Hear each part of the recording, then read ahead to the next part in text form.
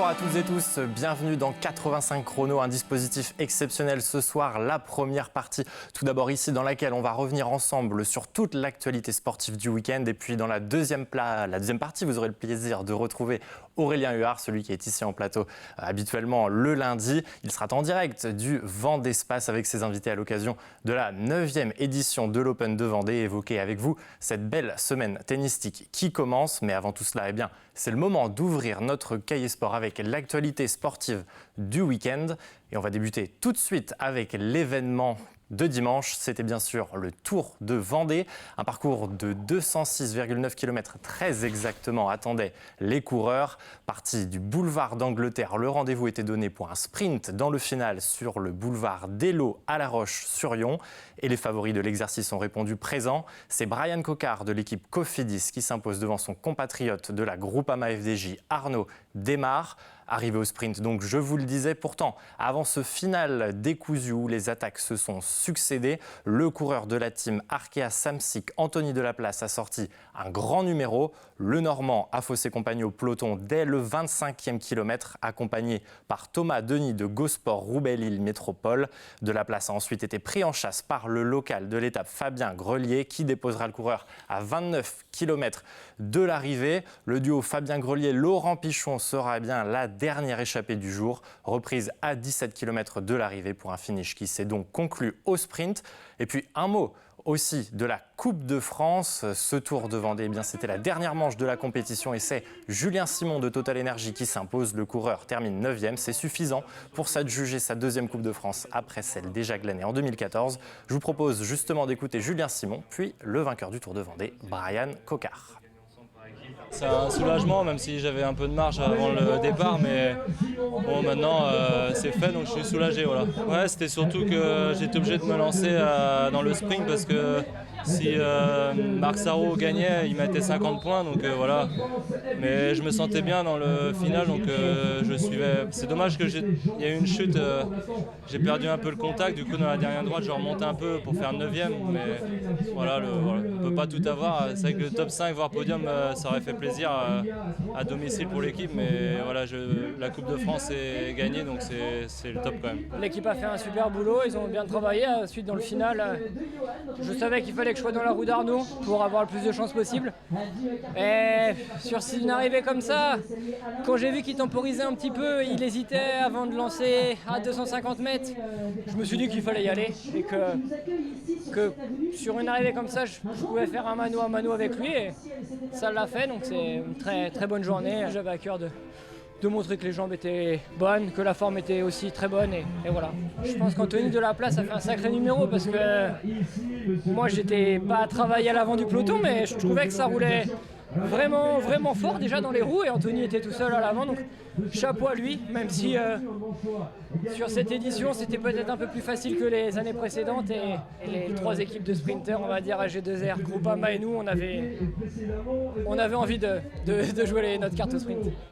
Allez, on va passer au basket. Maintenant, c'était ce week-end la deuxième journée de National 1 masculine et nous étions à la salle Beau Séjour samedi soir. Le Sable Vendée Basket recevait les Bretons du CEP Lorient. Les Vendéens devaient se reprendre après leur défaite en ouverture du championnat face à Tarbes. Eh bien, c'est chose faite et avec la manière. Les Sablés qui évoluaient en blanc ont pourtant un peu subi l'entame d'un premier quart-temps très rythmé et riche en panier. Les Sablés bien aidés par le 5 sur 7 au shoot à 3 points de Christopher Jackson Trapp et les 21 points de leur capitaine Grégory Le Sort. 52-47 à la pause. Les locaux ne lâcheront ensuite plus la tête de la rencontre. Et une grosse différence faite dans les 5 dernières minutes du match. Et une victoire convaincante donc avec le goal average positif. Victoire 90-75.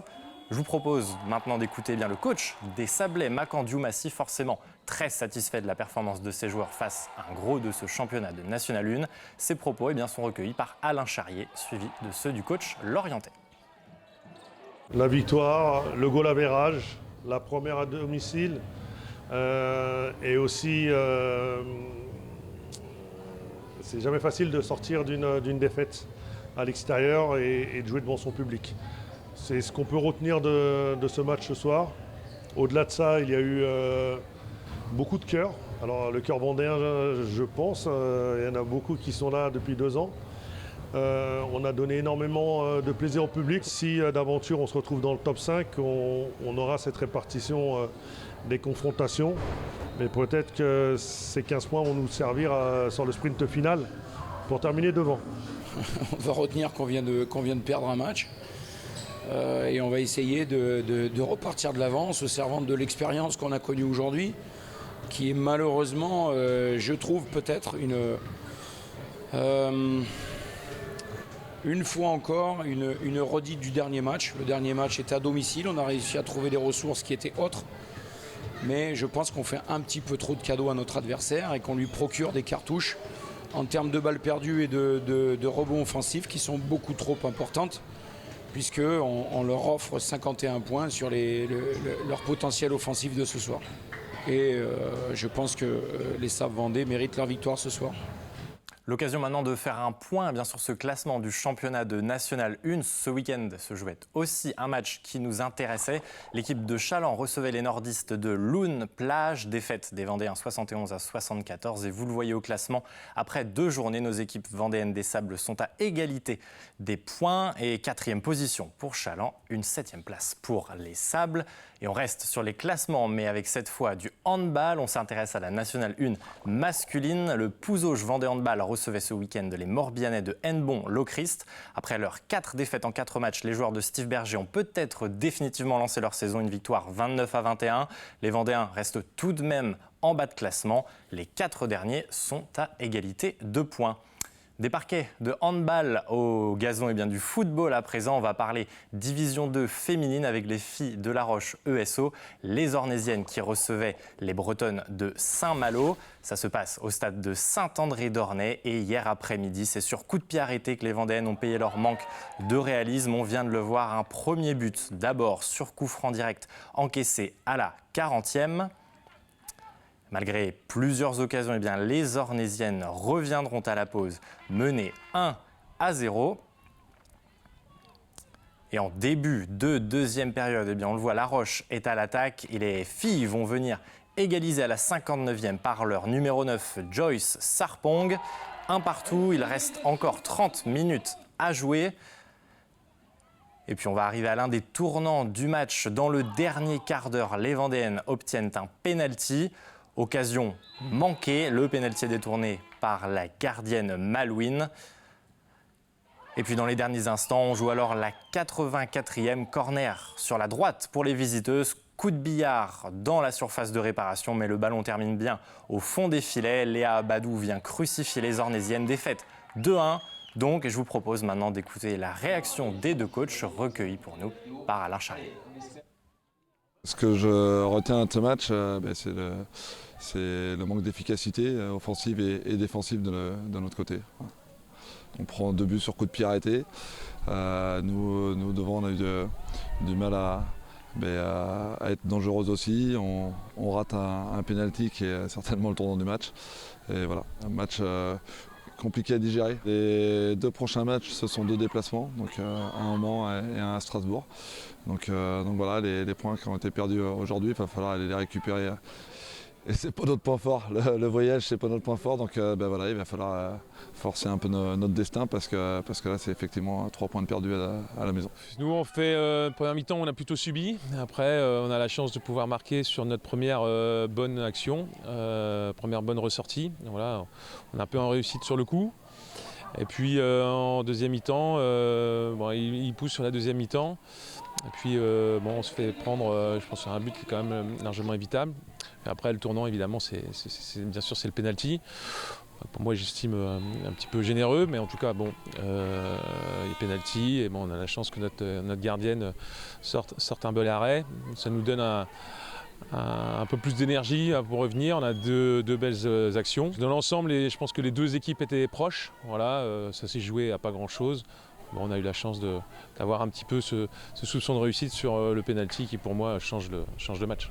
Et un point sur le classement de cette division 2 féminine maintenant. Après 4 journées et 2 défaites de rang, les filles de La Roche ESO sont en bas de classement à la 10e place.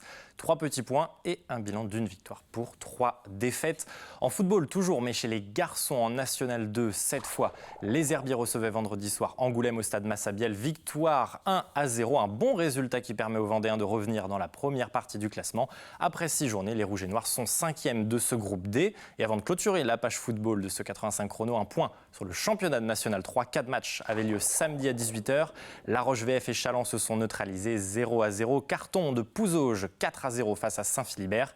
Victoire du Poiret 3-1 contre la Roche ESO et Fontenay est allé s'imposer 3-0 sur le terrain de Changé. Au classement de ce groupe B, bien Fontenay et La Roche, toutes deux invaincus, sont co-leaders avec 10 points. C'était La Roche VF et puis La Roche ESO reste lanterne rouge de N3 et poursuit sa quête d'un premier point cette saison.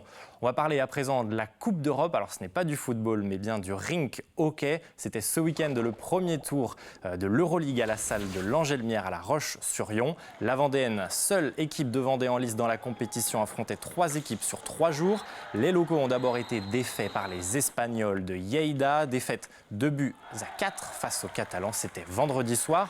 Et puis sur ces images, on le voit, les locaux se sont ensuite bien repris le lendemain. Une victoire samedi après-midi contre les Anglais de Kings Lynn. 4-1. Et puis enfin, hier, les Vendéens devaient s'imposer par au moins 2 buts d'écart contre les Italiens de Grosseto.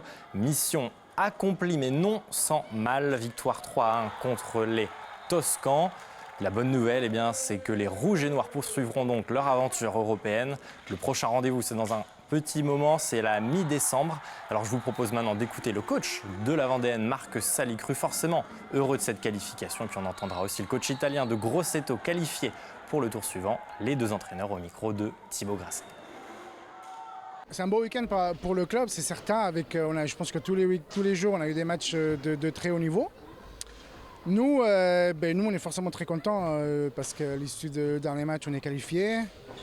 Mais on est surtout content des matchs qu'on a fait et comment on les a joués. Je veux dire, on a joué des équipes qui sont très fortes sans peur. On est allé les chercher, on a mis notre jeu en place, on a joué. Vendredi, ça a payé pas de notre côté, mais le match avait été très très bon. Et aujourd'hui, je pense qu'on a fait à nouveau un très bon match. On est allé les chercher, on a mis une intensité très très très élevée par rapport au 3e jour du week-end. On savait qu'aujourd'hui ce serait très difficile. L'équipe locale devait faire un résultat. Nous, de notre côté, on a fait ce qu'on a pu, on a tout donné jusqu'à la dernière seconde. Malgré la défaite, je pense que c'était un bon match avec une très haute intensité.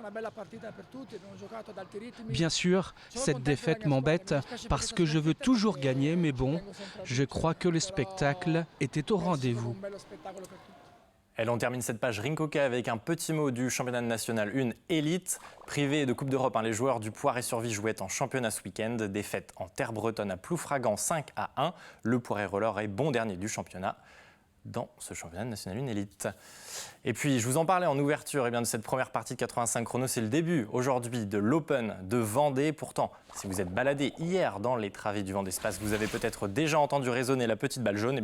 C'est normal, les qualifications avaient lieu dimanche et ce matin encore, même en début d'après-midi. Une très longue journée de qualification hier qui s'est prolongée jusqu'à très tard dans la nuit. Et les Français ont plutôt brillé dans ces oppositions du premier tour. Ils seront au moins 4 Français supplémentaires à rejoindre leurs 10 compatriotes dans le tableau final. Vous en saurez plus dans quelques minutes avec Aurélien Huard et ses invités dans la deuxième partie de 85 chrono en direct du Vendée-Espace. Allez, un petit mot de voile à présent pour conclure cette première partie. L'occasion de vous parler du vainqueur du dernier Vendée Globe, Yannick Bestaven. Le natif de Saint-Nazaire était ce week-end à La Rochelle pour le baptême de son monocoque, le Maître Coq 5. Le skipper était accompagné de Jean-René Bernaudot, le parrain de ce nouvel IMOCA. Le manager du team Total Energy qui a d'ailleurs ouvert, ou plutôt cassé, on vient de le voir, le traditionnel champagne sur l'étrave du Maître Coq 5. La première grande course inaugurale, ce sera la Route du Rhum, destination Guadeloupe. Départ le 6 novembre depuis Saint-Malo. On va écouter Yannick Bestaven en compagnie justement de Jean-René Bernaudot. Au départ, on fait ça égoïstement pour nous. On a des projets d'aventure, sportives, de résultats, etc. Et puis au final, on se rend compte qu'on le fait aussi pour tous ceux qui nous suivent. Et c'est ce qui nous porte d'ailleurs, parce que sans eux, on ne ferait pas grand-chose. Et moi, je l'ai vraiment ressenti entre le départ et l'arrivée du Vendée Globe. Au-delà du résultat sportif, le fait de partager et d'embarquer avec nous dans ces aventures tout ce public, tous les collaborateurs Maître Coq, c'est important. Parce que c'est eux aussi qui nous aident dans les moments difficiles à remonter la pente, à retrouver la motivation. Et Dieu sait s'il y en a sur un tour du monde. Quand tu vois les yeux des enfants qui brillent, quand tu fais des photos avec eux ou des dédicaces, tu te dis que là, tu as fait quelque chose de bien, quoi. Et Yannick est un grand marin. Je l'ai su par cette caste de grands navigateurs qui ont mis Yannick dans ce groupe de grands marins de talent. Et aller chercher les secondes pour nous, chercher la vitesse pour lui. Voilà, on a vraiment la même idée de ce qu'est le sport aujourd'hui. Le sport, c'est de créer de l'émotion. Et aujourd'hui, le sport, c'est aussi la gagne pour fédérer autour de soi avec tout ce qu'il y a derrière. Les employés de la maison, Maître Coq, la fierté d'appartenir à un projet. Il faut raconter des belles histoires et je pense que c'est aussi une belle similitude entre ce que je fais et ce que fait Yannick. Voilà, c'est tout pour l'actualité sportive de ce week-end et cette première partie donc de 85 chronos. Mais surtout, ne bougez pas, vous avez rendez-vous dans un instant pour la deuxième partie avec Aurélien Huard pour le premier jour de l'Open de Vendée. Il sera entouré de ses invités, Maxime Contant, co-directeur du tournoi, Lionel Chamoulot, ancien journaliste, et puis d'un joueur, Evan Furness, français 197e mondial, et puis de notre chroniqueur tennis, Pierre Garnier. Le sport se poursuit donc sur TV Vendée. Merci pour votre fidélité et à tout de suite donc en direct du Vendée Space.